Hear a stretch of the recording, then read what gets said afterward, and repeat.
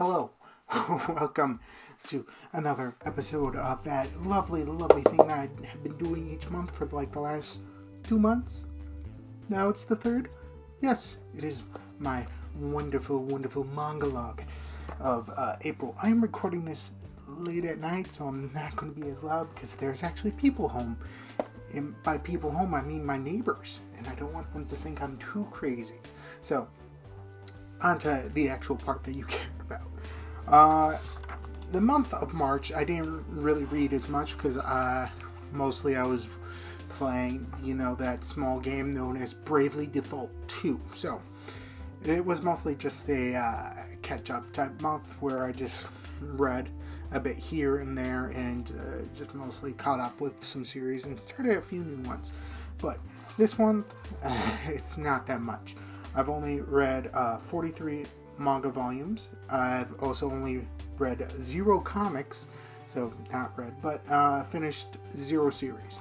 So, like I said, mostly just me finishing up the month with a few here or there that I would really want to talk about. Most of it was me continuing on, but I did read a few interesting ones. So let me get into the ones that I read. Started new. This is why I don't usually record on Friday nights. So let's get into that. So, onto the ones that I've started this month. These are ones I never actually explained, but this segment is essentially the manga that I've started new, the first volumes I've read in the month. So, the first one that I read that I was pretty interested in, I picked it up randomly, was Great Priest Imhotep. It's a pretty interesting one. They don't really... I think the last manga that or series of anime or what have you that was really Egyptian themed was Yu-Gi-Oh! So it's good that there's something slightly different. Priest Imhotep follows Imhotep and like 3,000 years ago Imhotep and him fighting weird demon things. Yeah, I like it. It's interesting. It definitely takes a different spin. There are 5 volumes of it right now. I have up until volume 3. I've read 1 and 2. It's a relatively good, interesting story. The art is kind of awesome. Where was it? Yeah, I liked it. I like this kind of art. I like it. It's clean. It's definitely you can follow what is happening. I would guess that's along the lines of shonen. I haven't really checked too much into it story-wise. Not story-wise, but informational-wise. So, I like it. I really do. I'm interested to see where it goes in the 3rd volume. Like I said, I've only read up till volume 2. Now then, on to the next one that I started this month was As Miss Beelzebub Likes. Boop. This one's actually pretty funny. Essentially, it follows, what's his name? Milliam? I think I got that right. Milliam, he is the assistant to Beelzebub. She looks very cute, unlike in other depictions of her.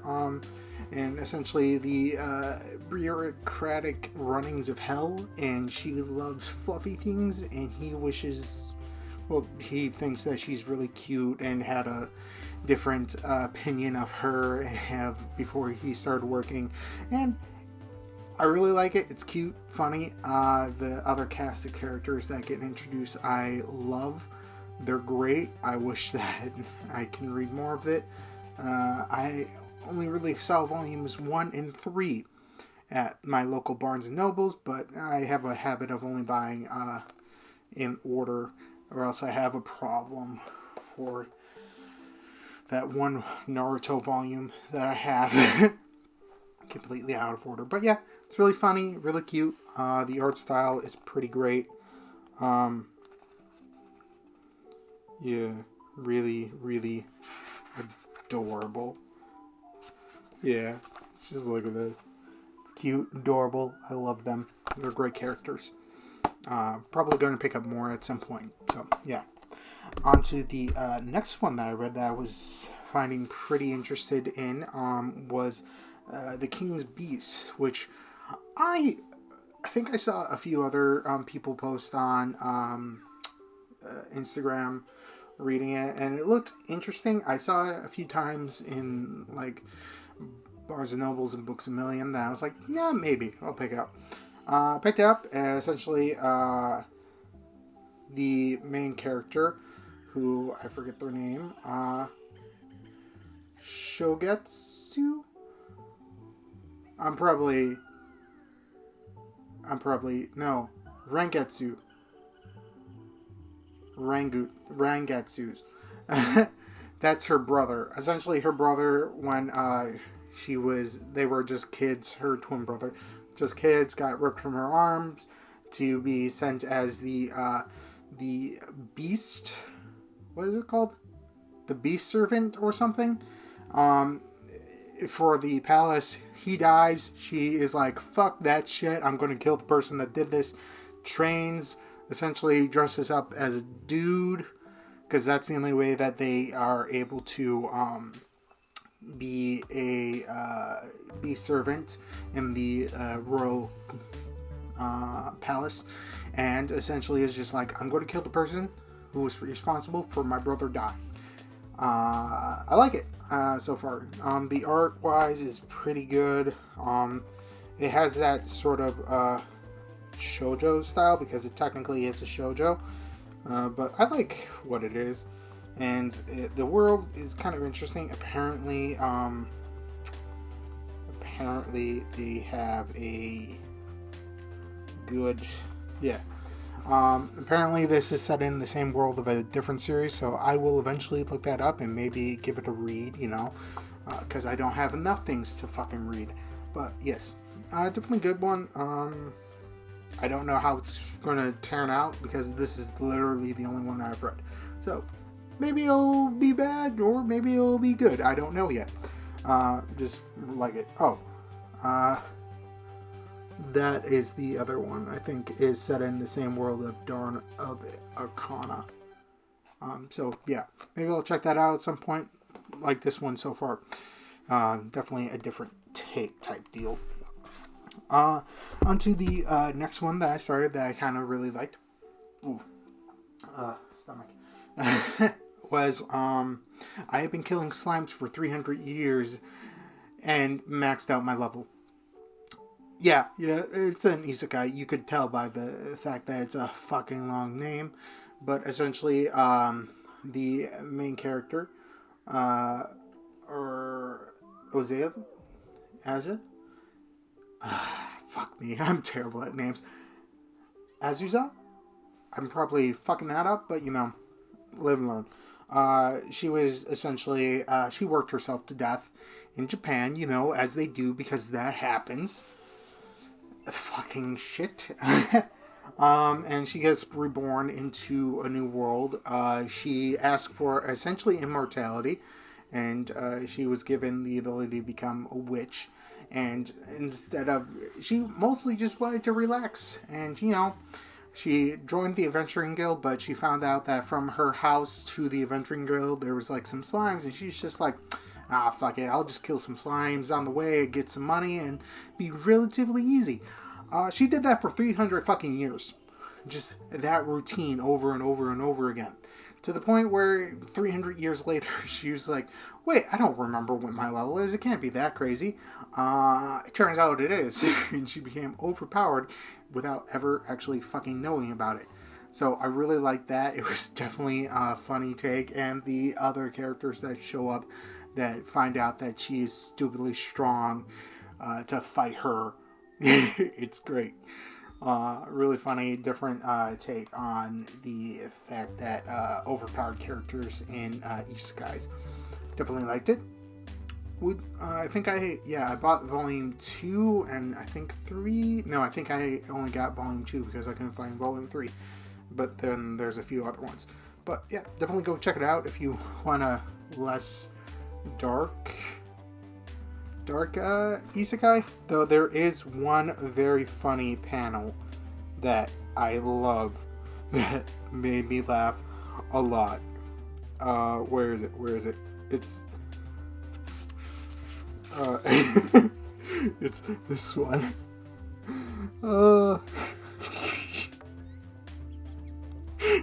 Fucking hilarious. See, if you listen closely, you can hear even the slime scream. It makes sense in the story. It's still fucking funny.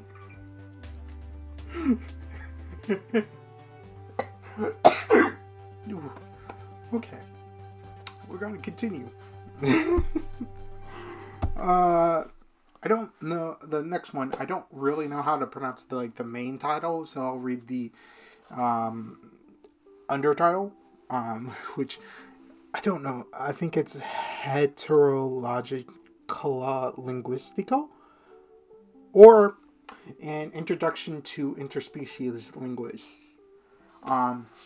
Very interesting one. Essentially, this dude goes in place of his professor, the guy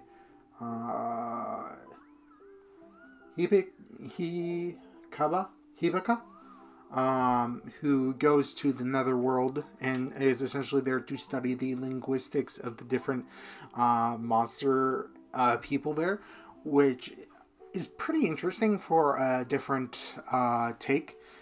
He does go there and meets the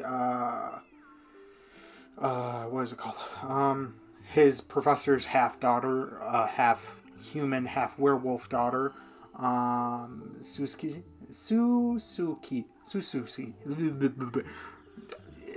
This adorable little bean right there. And essentially, she acts as his guide as he travels the world and learns more about the languages, as he tries to develop a way to speak to other people. I really liked it. It was definitely a different take.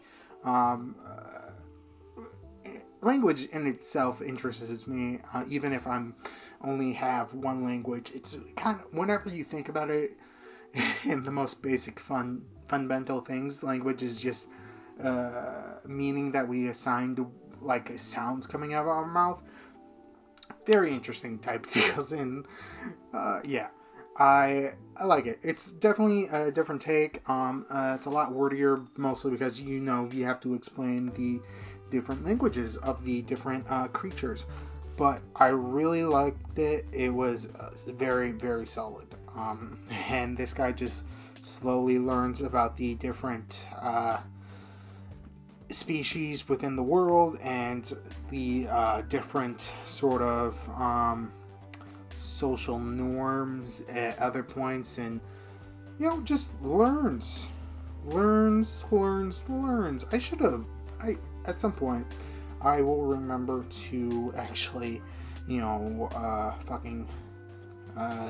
mark a place in this place, the books, before doing this, but I didn't because I'm an idiot. But I definitely do like it. But this is around the end. But I liked it. It's definitely a good art style for it. It's nothing too crazy, and I enjoyed it. And I will probably read more of it. Yep. Last but not least, on the new things that I really liked, there's a few others, but I didn't want to go over everything because that might make the video very long. That is how a realist hero rebuilt the kingdom. It's another isekai, and essentially it's the main character, Kazuya Soma, who gets transported into this world that it's specifically into a kingdom, and this is just like, oh god, I have to fucking do shit, and essentially grows from you're the hero to save us, to I'm the king, because the actual king doesn't know how to fucking rebuild his kingdom, but he doesn't want to be king. The king's just like, I don't have the mental fortitude or what have you to rebuild this fucking kingdom, so you go do it. And from there, it's just essentially him rebuilding the kingdom, dealing with other people, how other people within the society deal with the fact that the king just suddenly gave up the throne to a random person, and him slowly rebuilding the kingdom from the ground up. And I really liked it. I will say this one is a 2-in-1 volume omnibus type deal. So if you pick it up, you will pick up volumes 1 and 2. I think by the end of volume 2, you may or may not be able to tolerate it. I liked it. It definitely is an interesting sort of take on the whole isekai being transported into another world type deal. Yeah. Well, that was the end of the manga that I started this month segment. I did start a few more, but if I continue reading those, I may just, show that in a later on video about the sequels that, But, yeah, so, very solid bunch. Go out, read them, see what you feel. If you started any new ones this month, go on, tell me in the comments down below. So let's continue on to the ones that I have continued to read. Okay. Onto the stuff that I have been continuing to read this month. It's a good selection. Granted, these are not everything, but it's a good portion. Not a good portion, it's a small portion of what I continue to read. First up is Volume 4 of Fairy Tail Battle Royale. Very interesting series. I read the first 3, I think sometime last year, the beginning of last year. Really liked it. It's a very interesting take on the Battle Royale. Essentially, synopsis is people get teleported to a world that is based off a storybook fairy tales after they get their greatest wish granted, and it's essentially going from there, trying to figure out the rules of the world and what happens within each of the different storybook lands within this weird world. Definitely liked it. Definitely liked the different takes on the different fairy book characters. Would like to see where it goes. Definitely, because some interesting plot points happened in this one. I'm not going to show you it because it would spoil it. Okay, on to I legitimately go read this. I think you'll find it pretty interesting, certain plot points. On to one that literally made me laugh out loud and almost cry. Because I was laughing so hard. And that would be the Misfit of Demon King Academy. And if you are just like, oh, that's not so bad, then you will see, if I focus in a bit, you'll see history's strongest demon king reincarnated and goes to school with his descendants. That's the full fucking title for this shit. But it is the funniest fucking shit I've read. Because, the main character, or however you fucking pronounce his name, he is overpowered as shit. And he knows that he's fucking overpowered. And he's not afraid to use, like other people sort of similar in stories like this. He's not fucking afraid to use his overpoweredness. He uses it to effectiveness. Grave effectiveness. He is just great. Oh man, there's this one fucking line that I love, cause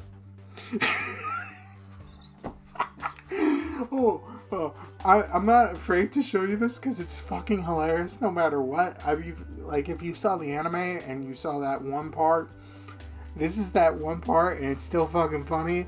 And it's him essentially saying, did you really think killing me would be enough to make me die?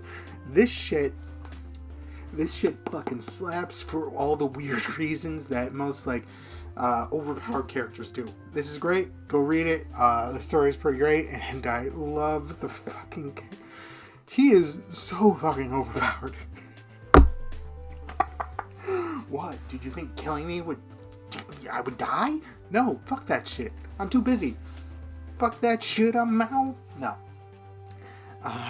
From there, we have also another pretty funny one, and that is, I'm probably going to fuck up the name, but, Ellen... Ellen? Oh, no, you can't really tell. Elan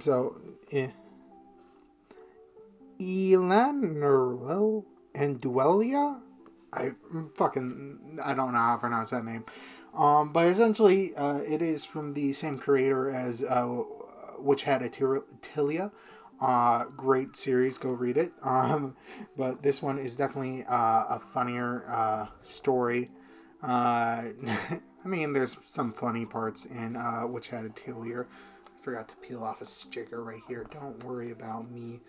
But it takes place in here in the real world, but it follows the story of essentially these two roommates that one's a devil, one's an angel, and the fucking shenanigans that they get into, because it's great.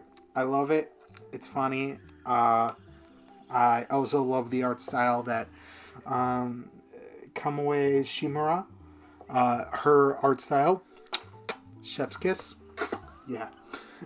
Really great. Really awesome story. The funny fucking shenanigans that they get into. And yeah. Oh, like I said, really great story. I would love, more people to check it out. Yeah, oh man, what's a good part that isn't so...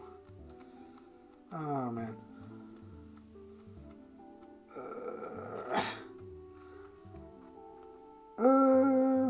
I mean, yeah, why not? It's great. It's really great art. I love it. I'm not a pervert, I swear. I just really like the artistic designs. Seriously, don't worry about me. Really loved it. Really love the characters and their banter between Duelia and Ilia. I think is how you pronounce their names. Duelia, Ilia. Those two. They're back and forth and just trying to get more souls than the other person to, send to heaven or hell. It's great. From there, I have continued to read the manga version of Bakugoumonoreitari. I fucked that up. If you've read the light novels or the novels, I can't remember. This follows the Bakugoumonoreitari, which is essentially... There's a long story about why I haven't watched the series, because I tried to watch the first episode, got really confused, thought I was in a different episode, couldn't figure out where the fuck I was, episode-wise. But the manga, so far, is pretty easy to follow. There is a prequel series in it, and then there's other... It's confusing. But, Agaragi... Oh, fuck. How did... Fuck...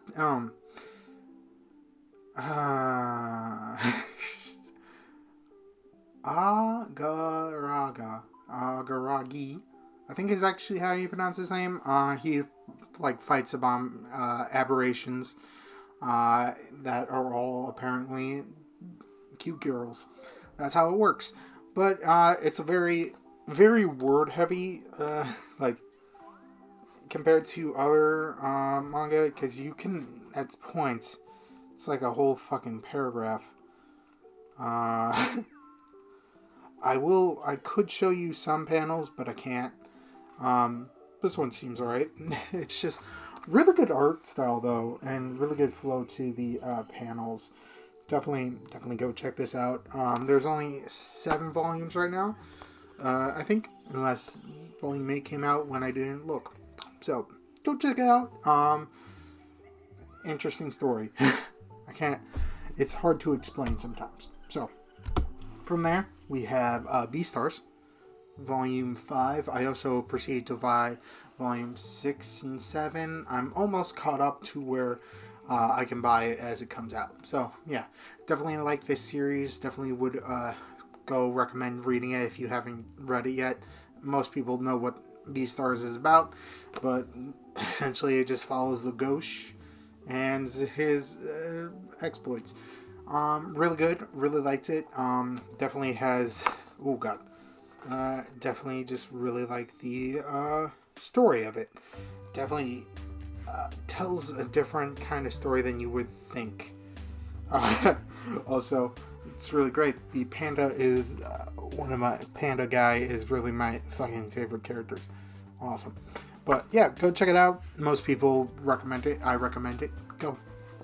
That's all I'm saying on that. From there, we have A Man and His Cat. I got recommended this from TheMangaSloth. By the way, thank you. Really good series. Only 3 volumes of it.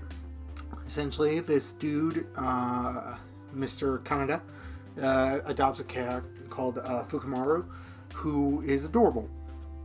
Look at that cat. Look at him. They're really great. I love them both. It makes me happy. Also, it's sad at another point because I had a cat for fucking years.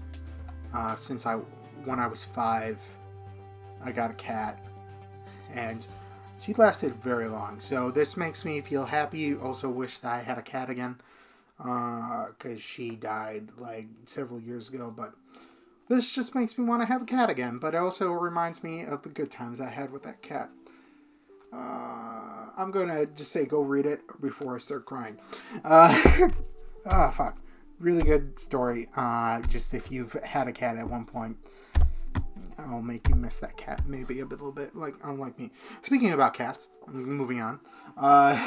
The White Cat's Revenge as plotted from the Dragon King's lap. Really like this series. It essentially follows Ryu,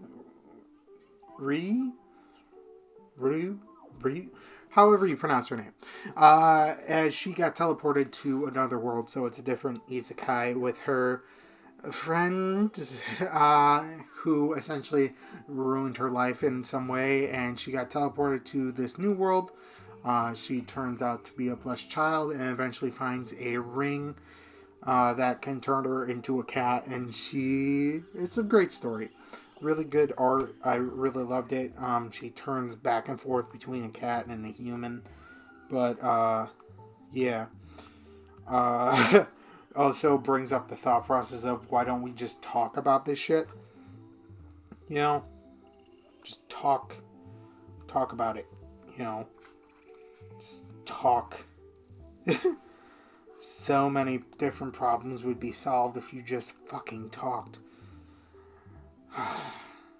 Yeah, but it's really nice art style. This is her changing back from a cat to her human form. Really liked it. Different type of world setting than most, but yeah, definitely go read it if you like isekais, but don't. It's I can't talk too much about it. Also, I'm really fucking tired, and yeah, that's the end of of the manga that I have continued to read this month. So we're going to go to the end of the video so I can just go to bed. Yep, and there's the sirens. I'll come back after that. So this reminds me of why I don't record late at night. I'm so fucking tired. If you enjoyed my sleepiness, go ahead, leave a like and a comment. If you want to see me in more high energy, hit subscribe. Do the things that other people do. Yeah, so I hope you liked it. I'm usually a little bit more high energy than usual, but I'm recording this on Friday because usually I record on Saturdays, but this Saturday, segueing.